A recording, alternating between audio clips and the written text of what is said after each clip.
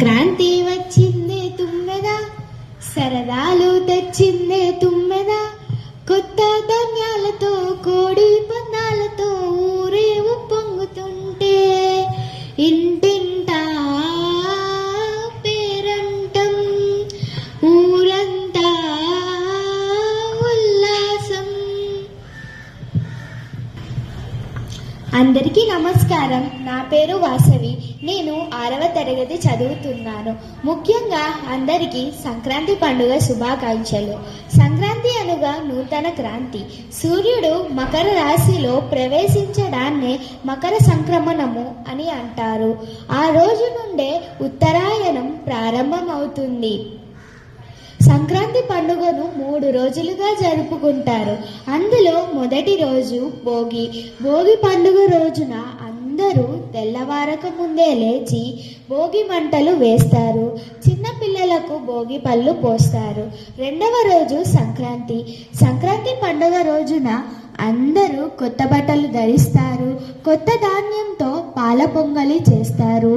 ఇంకా అందరూ గాలిపటాలు ఎగురవేస్తారు. ఇక 3వ రోజు కనుమ. కనుమ నాడున అందరూ పశువులను పూజిస్తారు. ఈ 3 రోజులు అందరూ చాలా ఆనందంగా ఉంటారు. అలాగే గంగిరెద్దులను ఊరేగిస్తారు. హరిదాసుడు ఇంటింటికి వచ్చి దానం పుచ్చుకుని వెళ్తాడు. తమ శక్తి కొలది దానాలు చేస్తారు.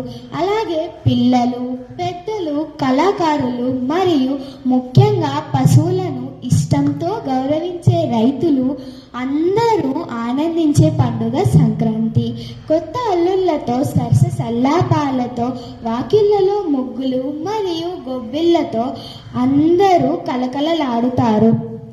సంక్రాంతి పండుగ రోజున అందరూ రకరకాల పిండి వంటలు తయారు చేస్తారు.